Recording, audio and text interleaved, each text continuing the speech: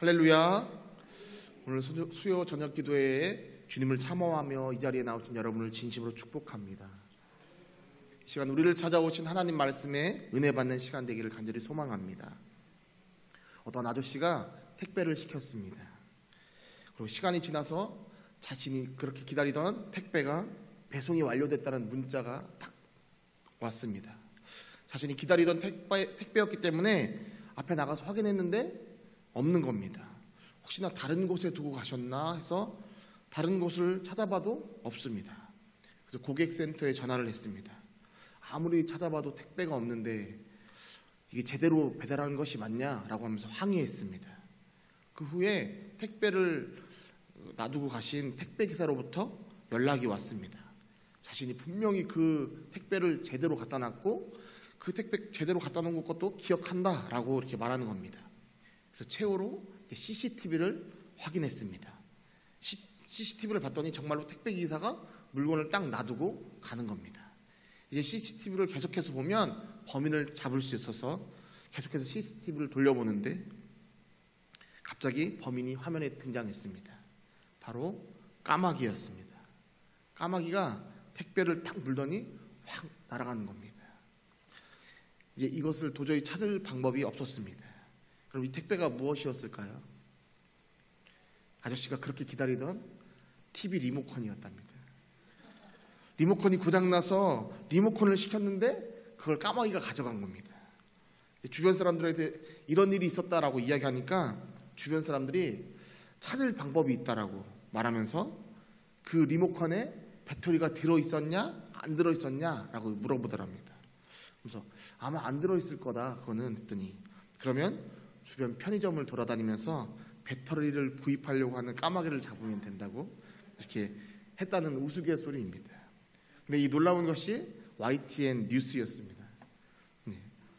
근데 이런 와중에 이런 농담을 할 수 있다는 여유가 참 좋아 보였습니다. 사랑하는 성도 여러분, 이제 2023년이 50일도 남지 않았습니다.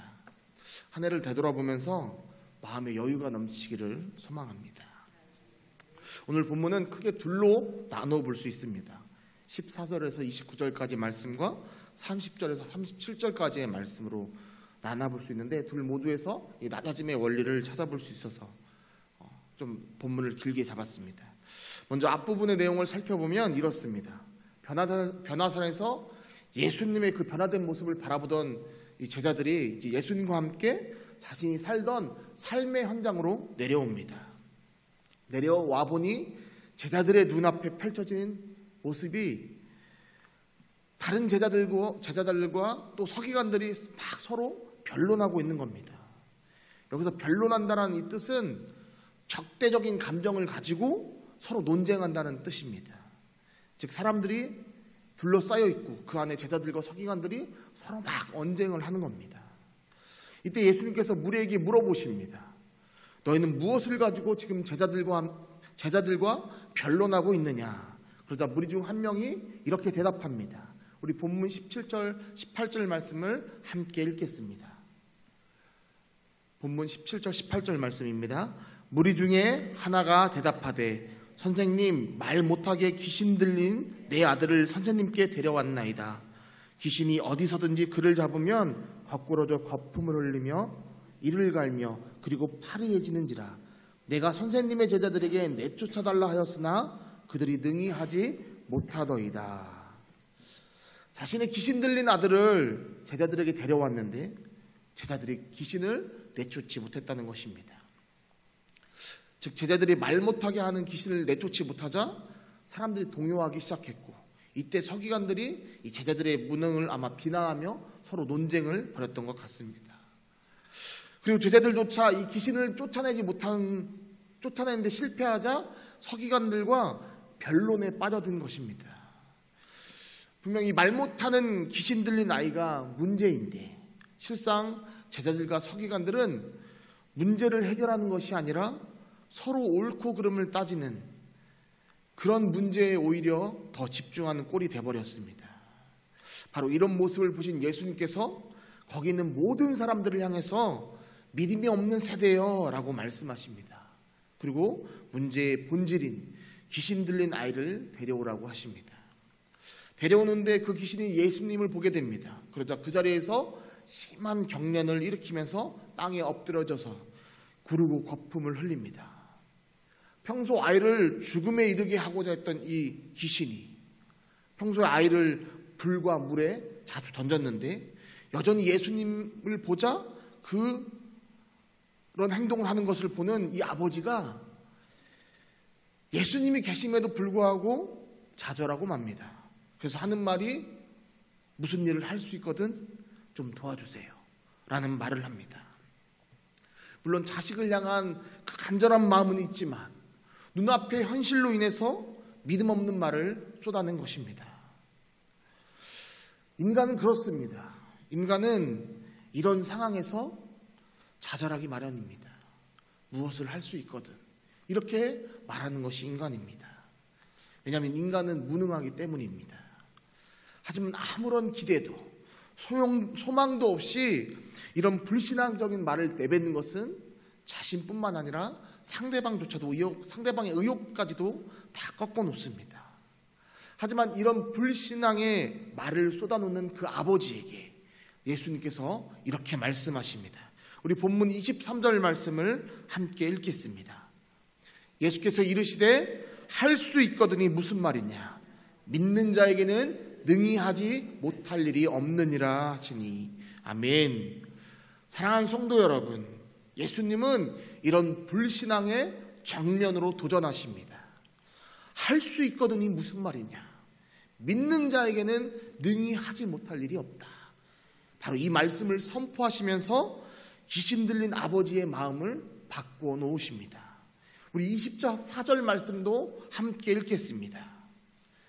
곧 그 아이의 아버지가 소리를 질러 이르되 내가 믿나이다 나의 믿음 없는 것을 도와주소서 하더라. 아멘. 놀랍게도 예수님의 이러한 도전에 귀신 들린 아버지는 소리를 지르면서 내가 믿나이다 라고 하면서 자신의 믿음 없음을 고백하면서 도움을 구합니다.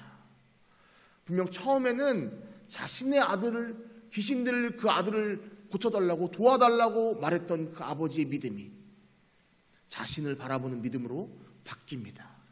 여러분, 믿음이 그렇습니다. 믿음은 자신을 바라보는 겁니다. 하나님은 그 믿음을 통하여 자신을 바라보기를 원합니다. 오늘 이 말씀을 보면 사실 믿는다고 하면서 믿음이 없다라고 말하는 것은 모순입니다. 하지만 이 고백이야말로 진짜 자신의 밑바닥에서부터 나오는 고백이며 또 예수님의 도전에 함께 반응하고 동참하는 그런 믿음 없음을 극복하기 위한 몸부림인 것입니다. 사랑하는 성도 여러분, 우리도 우리 안에서 우리 밑바닥에서부터 나오는 이러한 고백이 필요한 줄 믿습니다. 그것은 하나님이 전지전능하시다라는 것을 믿는 믿음에서 나오는 고백이며 하나님의 뜻이라면 무엇이든 순종하겠다라는 이 순종에서 나오는 그런 행동입니다. 바라옵기는 우리 모두가 이런 믿음 없음을 고백하며 그러하기에 주님만을 믿는 그런 믿음의 공동체 되기를 주님의 이름으로 간절히 축원합니다. 우리 함께 할 수 있다 하시니는 1절과 4절 찬양하겠습니다. 할 수 있다 하시니는 할 수 있다 하시니는 나의 능력 주 하나님 의심 말라 하시고 물결을 걸라 하시네. 할 수 있다 하신 주 할 수 있다 하신 주 믿음만이 능력이라 하시네. 믿음만이 능력이라 하신 할 수 있다 하시니 나의 능력 주 하나님 낙심 말라 하시고 기도하라 하시네. 할 수 있다 하신 주 할 수 있다 하신 주. 기도만이 능력이라 하시네. 기도만이 능력이라 하시네. 아멘.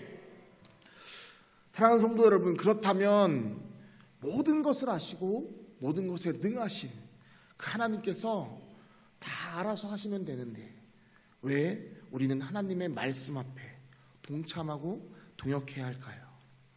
하나님이 역사하실 때 우리의 공로가 필요한 것도 아닌데 왜 하나님은 우리를 사용하실까요? 예를 들어 제가 아들과 함께 퍼즐을 맞출 때가 종종 있는데요, 그럴 때 저는 퍼즐을 다 맞추면서 자 봐라, 아빠 이런 퍼즐까지 맞출 수 있다 라고 자랑하는 것이 아니라 아이 앞에, 때론 아이 근처에다가 거기에 맞는 퍼즐을 딱 올려놓습니다. 그럼 아이가 그 퍼즐을 들고 거기에 맞춥니다. 그럴 때마다 얼마나 아이가 기뻐하는지 모릅니다. 그리고 어려워하면 이 모양 비슷한데 이거 놔두면 어떨까? 라고 이렇게 말합니다. 그렇게 함께 맞추고 나면 아이가 다 맞췄다 하면서 기뻐합니다. 이것이 아들을 향한, 자녀를 향한 바로 아버지의 마음입니다. 예수님도 그러셨습니다.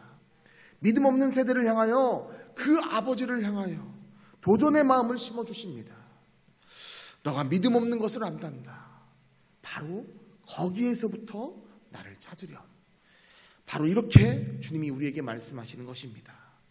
그렇게 내가 믿습니다, 나의 믿음 없음을 도와주세요 라고 울부짖는 그 귀신 들린 아이의 아버지의 그 부르짖음에 주님이 응답하십니다. 사랑하는 성도 여러분, 인간은 믿음이 없기에 능력이 없고 세상 앞에서 한없이 무기력해집니다. 그런 하나님은 전지전능하신 분이신 줄 믿습니다.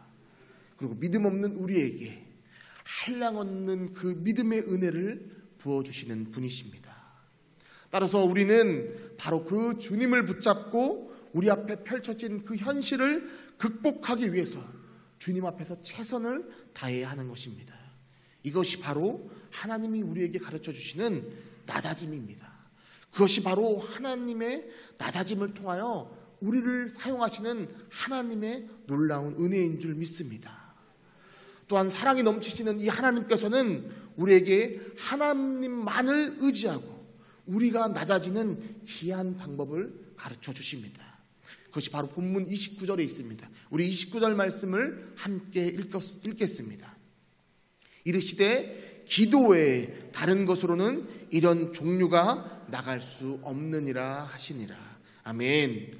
사랑하는 성도 여러분, 교만한 사람은 절대 기도하지 않습니다. 신은 없다, 나는 나를 믿는다 라고 주장하는 사람은 절대 기도하지 않습니다. 하지만 낮아지면 낮아질수록 절대자이신 하나님께 무릎 꿇고 하나님께 기도하는 자가 됩니다. 그래서 하나님은 기도를 통하여 역사하시고 또 그 낮아짐 안에는 하나님의 사랑과 능력이 담겨져 있는 줄 믿습니다. 본문에서 아이는 심한 경련을 일으키면서 죽은 것처럼 실신하지만 예수님께서는 손을 내밀어 그 아이를 붙잡고 일으켜 주십니다. 마치 성도의 고난과 죽음 그리고 부활을 생각하게 하는 장면입니다. 이 세상에서 성도들은 고난과 죽음을 경험합니다. 그러나 우리는 주님이 다시 살려주신다는 그 믿음을 가졌기에 세상을 이길 수 있는 자가 되는 것입니다. 사랑하는 성도 여러분, 오직 주님만 의지하며 기도하는 우리 모두가 되기를 소망합니다. 믿음은 변론을 통해서 나타나는 것이 아니라 바로 믿음을 통해서 나타납니다. 오늘 이 시간 하나님, 나의 믿음은 작지만 하나님의 권능을 믿겠노라고 다짐하고 선포하고 결단하는 시간 되기를 주님의 이름으로 축원합니다. 두 번째 단락인 30절에서 37절 말씀을 통해서 볼 수 있는 이 낮아짐의 원리는, 앞서 본 낮아짐의 원리가 하나님과의 관계에서의 그 낮아짐이라면 두 번째는 바로 인간관계, 사람과의 관계에서 바라볼 수 있는 낮아짐입니다. 예수님께서 계속해서 자신의 그 십자가에서 죽음과 부활을 제자들에게 말씀하십니다. 하지만 제자들은 예수님의 말씀을 깨닫지 못합니다.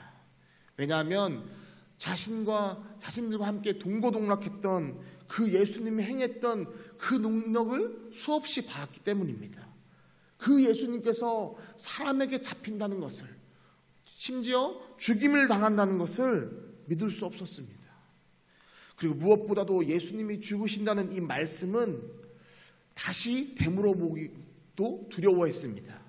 왜냐하면 혹 예수님과 같은 무리로서 내가 고난을 받는 것이 아닌가라는 이 두려움도 작용했습니다. 그래서 제자들은 예수님의 그런 말씀을 회피합니다. 계속해서 본문 33절에 보면 예수님의 말씀을 회피한 제자들은 오히려 다른 것에 관심을 가집니다. 33절에 예수님이 제자들에게 서로 토론한 것이 무엇이냐라고 물어보시는 장면이 나오는데, 이 토론하다라는 이 원어의 뜻이 단순히 그냥 토론한 그것을 말하는 것이 아니라 서로 논쟁하며 말싸움을 했다라는 뜻입니다. 즉 제자들의 입장에서는 예수님의 십자가와 또 부활이 관심이 아니라 자신들 중에 누가 더 크냐, 서열이 누가 더 높냐라는 것이 중요했습니다. 그래서 제자들은 이것을 가지고 서로 말싸움하고 다투었던 것입니다. 아마도 제자들은 그러한 근거들 또 증거들을 가지고 서로 말싸움을 했을 것입니다. 어찌 보면 이 주제는 매우 치졸해 보이는 것처럼 보일 수도 있습니다. 하지만 실제적으로 집단을 이루는 사회에서 항상 볼 수 있는 문제이기도 합니다. 그래서 어떤 사람들은 파벌을 만들기도 하고 어떤 사람들은 계급을 만들기도 합니다. 그리고 이것이 때론 한국 교회의 문제가 되기도 합니다. 미국의 뉴욕이나 LA에서 볼 수 있는 흔한 한국 사람을 나타내는 그런 이야기라고 합니다. 어느 유대인이 미국에서 생선 가게를 열었습니다. 그런데 시간이 흘러서 유대인이 하던 이 가게, 생선 가게 옆에 한국 사람이 생선 가게를 냈습니다. 그러면 유대 사람들이 깜짝 놀란다고 합니다. 아, 큰일 났다. 저 사람들은 부지런해서 새벽부터 나와서 이제 일을 하는데 우리 손님 다 뺏기겠구나 라고 걱정을 한답니다. 그러다 시간이 조금 흐르면, 장사가 잘 되면 그 한국 사람 옆에 생선 가게 옆에 또 생선 가게를 한국 사람이 낸다고 합니다. 그럼 유대인들이 그때서야 아, 이제 됐다 라고 생각한다는 겁니다. 그 이유는 유대인들이 말하길 한국 사람들은 자기들끼리 서로 질투한다는 것입니다. 자기네들이 서로 죽는지 사는지도 모르고 서로 경쟁하다가 결국에는 둘 다 망하게 되는 것이 한국 사람들의 특징이라고 합니다. 심지어는 망할 것을 알면서도 그 자존심 때문에 끝까지 경쟁한다는 것입니다. 혼자 앞에서는 큰 소리 칠 때는 정말 뛰어난 사람들인데 섬기고 받들고 봉사할 때는 협력할 줄 모르는 것이 한국 사람이라고 유대인들이 말한다고 이렇게 이야기합니다. 감사하게도 예수님은 제자들에게 가르침을 주시기 위해서 35절에 보면 자리에 앉으시는 것을 볼 수 있습니다. 원래 유대인의 관습에 따르면 스승이 가르칠 때는 높은 자리에 올라가든지 아니면 높은 곳에 앉습니다. 근데 예수님께서는 누가 크냐라고 이 쟁론하는 제자들에게 바로 이 섬김을 가르쳐 주시기 위해서 낮은 곳에 앉으십니다. 그리고 제자들에게 이렇게 말씀하십니다. 우리 35절 말씀을 함께 읽겠습니다. 예수께서 앉으사 12제자를 불러서 이르시되 누구든지 첫째가 되고자 하면 뭇사람의 끝이 되며 뭇사람의 끝 3제가 되어야 하리라 하시고 아멘. 성 프란치스의 제자가 환상 중에 하늘나라에 가서 천국을 구경하는데 그곳에 봤더니 여러 보좌들이 쫙 있더랍니다. 그 중에 가장 높은 보좌가 이렇게 펼쳐진 보좌 중에 있길래 물어봤습니다. 이거 누구 겁니까? 라고 물었더니 세상에서 가장 겸손한 성 프란치스의 의자가 될 거야 라고 이렇게 말하더랍니다.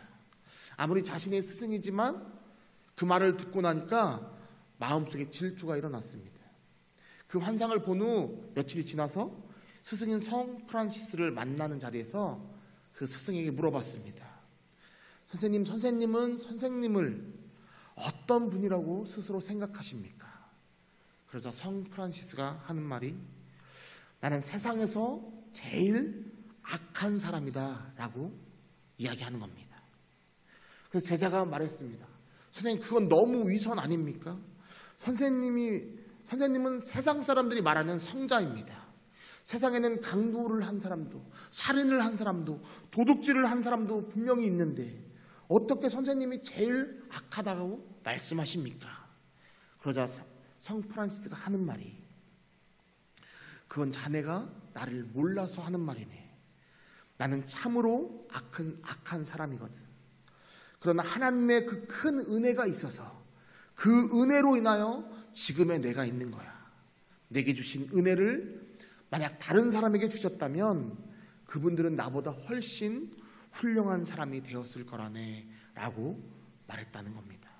그리고 그때서야 제자가 성 프란시스 앞에 무릎을 꿇었답니다. 사랑하는 성도 여러분, 예수님께서는 누구든지 첫째가 되고자 하면 무사람의 끝이 되라고 말씀하십니다. 또한 무사람을 섬기는 자가 되어야 한다라고 말씀하십니다. 그렇습니다. 가장 겸손한 사람은 그 사람이 바로 가장 강한 사람이요 또 가장 높은 사람이며 가장 의로운 사람임을 우리는 깨달아야 합니다. 성 프란시스의 고백처럼 우리 또한 하나님의 은혜가 아니었다면 우리가 과연 이 자리에 앉을 수 있겠습니까? 한 해를 돌아보면 모든 것이 하나님의 은혜요 사랑인 줄 믿습니다. 계속해서 예수님은 어린아이를 한 명을 데려다 그들 앞에 세우시고 그 어린아이를 안아주시면서 계속해서 말씀하십니다. 우리 37절 말씀을 함께 읽겠습니다. 누구든지 내 이름으로 이런 어린아이 하나를 영접하면 곧 나를 영접함이요. 누구든지 나를 영접하면 나를 영접함이 아니요 나를 보내신 이를 영접함이니라. 아멘. 제가 어린 두 아들을 키우면서 아이들에게 배울 때가 있습니다. 몇몇 분들에게 제가 말씀을 드렸는데 3살 리온이가 좋아하는 아이가 생겨가지고 엄마에게 그 아이랑 결혼하고 싶다라고 이렇게 그러면서 내일 가서 말할 거라고 이렇게 이야기했습니다. 다음날 어린이집 가가지고 좋아하는 아이 주변을 맴맴 돕니다. 그래서 저희 아내가 이제 리온이 담임이어가지고 빨리 말해라고 이렇게 얘기했더니 말을 못하겠답니다. 그래서 엄마가 말해줘 막 그러는 거예요. 그래서 이런 이야기는 너가 하는 거야라고 이렇게 얘기했더니 가서 그 아이의 얼굴에다가 바람을 이렇게 불더랍니다. 그러고 나서 이제 고백을 합니다. 나랑 결혼할래? 이렇게 말했습니다. 그럼 리온이가 당연히 그래 라고 대답할 줄 알았는데 그 아이가 아니 나는 아빠랑 결혼할 거야 라고 말하는 겁니다. 제 아내의 말에 의하면 갑자기 리온이가 얼굴이 탁 붓더니 한 3초가 정적이 흐르더니 엎드려서 막 울기 시작하더랍니다.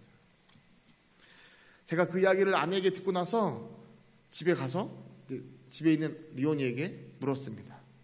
오늘 무슨 일 있었어? 근데 말하지 않습니다. 결혼한다고 말했던 거 아니야? 했더니 근데 걔가 결혼 안 했다고 하면서 시무룩해 합니다. 그러면서 자기는 이제 그 아이를 안 좋아하겠다고 이렇게 이야기하더니 시간이 좀 지났는데 다시 저에게 오더니 아빠 결혼 한 번 하는 거야? 라고 묻는 겁니다. 그래서 제가 물론 결혼 여러 번 할 수 있지만 그렇죠? 재혼하시는 분도 많고 근데 제가 리온이에게 한 번 하는 거야 라고 말해줬습니다. 그러자 리온이가 다음날 어린이집에 가서 그 아이에게 다시 대시를 했다고 합니다. 나랑 결혼해 줄래? 그것도 화장실에서. 근데 그 아이가 그래 결혼하자 라고 했답니다. 그날 제가 다시 물었습니다. 오늘 무슨 일 있었어? 라고 물었더니 얼굴에 미소가 가득합니다. 결혼하재? 그랬더니 결혼한다고. 그래서 막 얼굴이 막 여러분 제가 이 모습을 보면서 우리가 바로 이런 하나님 앞에 이런 신실한 모습을 가져야 되는데라는 생각을 했습니다. 제가 가끔 가족의 이런 일상적인 이야기들을 가끔 예화로 드는데 제가 그렇게 이야기를 하는 것은 날마다 부어주시는 하나님의 은혜를 누려야 된다는 것을 말씀하고자 함입니다. 그런데 오늘 등장하는 이 어린아이는 이런 의미가 아닙니다. 사회 계층에서 가장 작고 연약하고 전적인 돌봄이 필요한 그런 대상을 뜻합니다. 예수님이 그 어린아이를 데려오셔서 제자들에게 가르쳐 주시는 겁니다. 영접하라고. 여러분, 이 영접한다는 이 말은 환영한다 또는 인정한다라는 뜻을 가집니다.